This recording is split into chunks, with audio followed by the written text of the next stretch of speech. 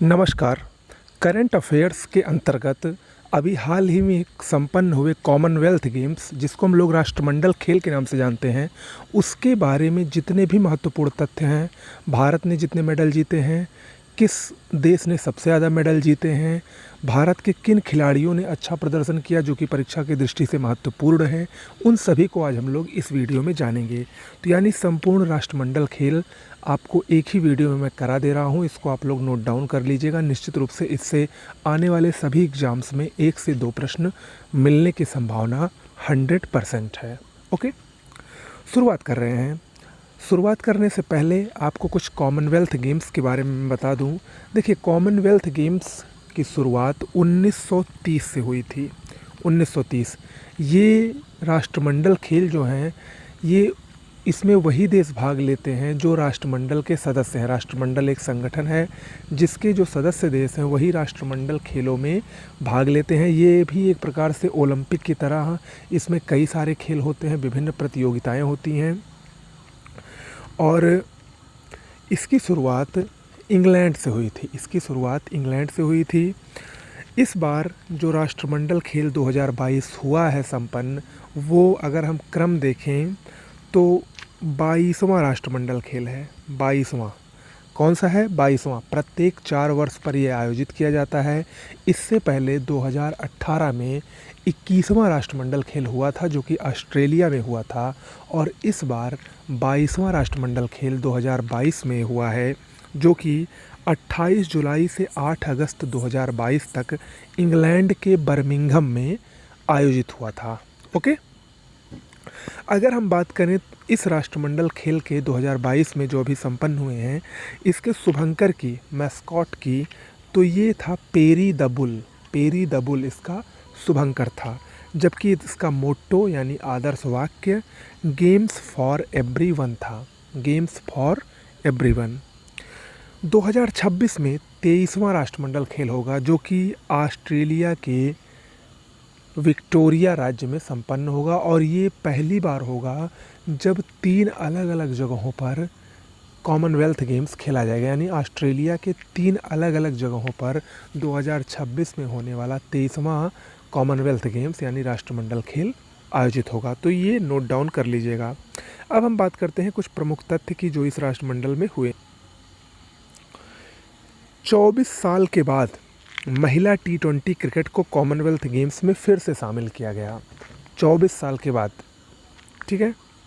सबसे ज़्यादा पदक जीतने वाले 3 देशों की बात करें तो ऑस्ट्रेलिया इसमें नंबर 1 पर रहा। ऑस्ट्रेलिया ने कुल 178 पदक इस कॉमनवेल्थ गेम्स में जीते, जिसमें कुल 67 स्वर्ण पदक थे, 67 गोल्ड थे, 67। इंग्लैंड दूसरे नंबर पर था, 176 पदक उसको मिले 57 स्वर्ण के साथ। कनाडा तीसरे नंबर पर था 92 पदकों के साथ, जिसमें उसको 26 स्वर्ण पदक मिले थे। ये तो हुआ विश्व की बात। अब हम भारत की बात करें जो कि परीक्षा की दृष्टि से अति महत्वपूर्ण है। भारत की बात करें तो भारत के कुल 213 खिलाड़ियों ने इस प्रतियोगिता में भाग लिया था। हालांकि जो पहले नॉमिनेशन हुआ था उसमें कुल 215 खिलाड़ी थे, लेकिन नीरज चोपड़ा जो कि ओलंपिक के स्वर्ण पदक विजेता थे, भाला फेंक में, जेवलिन थ्रो में, वो चोट के चलते इस कॉमनवेल्थ गेम्स से बाहर हुए। जबकि ऐश्वर्या भी कोविड के प्रकोप के चलते इस कॉमनवेल्थ गेम्स में हिस्सा नहीं ले सकी। तो इन दोनों खिलाड़ियों के हिस्सा न लेने की वजह से भारत के कुल 213 खिलाड़ियों ने इस प्रतियोगिता में भाग लिया था अंतिम रूप से। इन 213 खिलाड़ियों में से सबसे ज़्यादा खिलाड़ी हरियाणा राज्य के थे। 38 खिलाड़ी हरियाणा राज्य के थे। इस कॉमनवेल्थ गेम्स में उद्घाटन समारोह के ध्वजवाहक पीवी सिंधु और मनप्रीत सिंह थे। पीवी सिंधु ये बैडमिंटन खिलाड़ी और मनप्रीत सिंह भारतीय हॉकी टीम के कप्तान।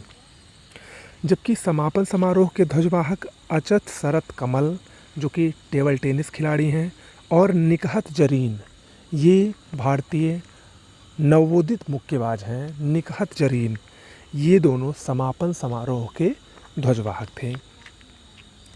भारत का ओवरऑल देखा जाए तो पदक तालिका में चौथा स्थान था।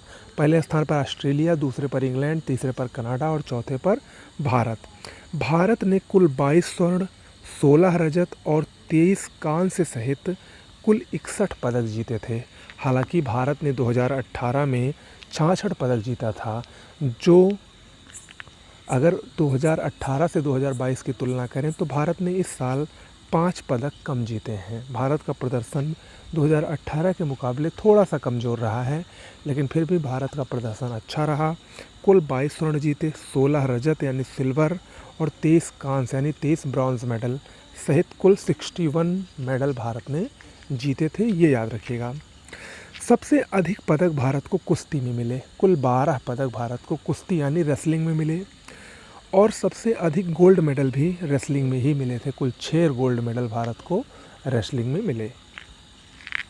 भारत के लिए पहला पदक संकेत सरगर ने जीता, जबकि भारत के लिए पहला गोल्ड मेडल यानी स्वर्ण पदक मीराबाई चानू ने भारोत्तोलन में जीता। भारोत्तोलन यानी वेट लिफ्टिंग में।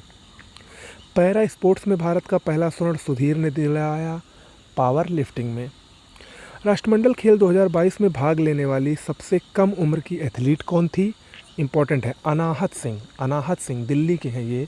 अनाहत सिंह मात्र 14 वर्ष की क्लास 9th की प्लेयर, क्लास 9th में ये पढ़ती हैं। 14 वर्ष की स्क्वैश खिलाड़ी अनाहत सिंह ने राष्ट्रमंडल खेल 2022 में भाग लिया था और वो ऐसा करने वाली सबसे कम उम्र की एथलीट या खिलाड़ी थी। ओके, अगर हम बात करें भारत के कुछ प्रमुख स्वर्ण पदक विजेताओं की जो कि परीक्षा की दृष्टि से महत्वपूर्ण हैं, तो पीवी सिंधु बैडमिंटन खिलाड़ी, इन्होंने स्वर्ण पदक जीता। मीराबाई चानू ने भारोत्तोलन में स्वर्ण पदक जीता। अचंत शरत कमल टेबल टेनिस में। निकहत जरीन और अमित पंघल ने मुक्केबाजी में स्वर्ण पदक जीता। बजरंग पुनिया, साक्षी मलिक, विनेश फोगट, रवि दहिया, नवीन पल्लिक और दीपक पुनिया ने कुश्ती में स्वर्ण पदक जीता। जेरमी लाल रेनुंगा ने भारोत्तोलन में स्वर्ण पदक जीता। भाविना पटेल ने पैरा टेबल टेनिस में स्वर्ण पदक जीता और एल्डोस पाल ने त्रिकूट में स्वर्ण पदक जीता। तो ये भारत के कुछ प्रमुख स्वर्ण पदक विजेता खिलाड़ी हैं जो कि परीक्षा की दृष्टि से महत्वपूर्ण हैं। ओके, तो कुल मिला के ये राष्ट्रमंडल खेलों से संबंधित इतनी बातें महत्वपूर्ण हैं जो कि आपको जाननी चाहिए, इम्पॉर्टेंट है, नोट डाउन कर लीजिए।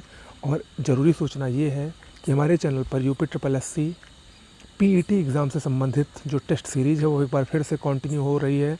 2 टेस्ट इससे पहले हुआ है, बीच में थोड़ा सा तबीयत अच्छी ना होने की वजह से आपको वीडियो नहीं मिल पाए, लेकिन कल से फिर आपको वीडियो स्टार्ट हो जाएंगे मिलना। तो हमारे चैनल को आप लोग सब्सक्राइब कर लें।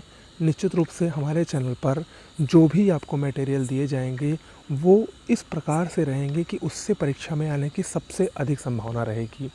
ठीक है, तो 5 से 10 मिनट आप लोग प्रतिदिन हमारे चैनल को ज़रूर दीजिए। निश्चित रूप से आप इसका लाभ एग्ज़ाम देने के बाद महसूस करेंगे। ओके, नमस्कार।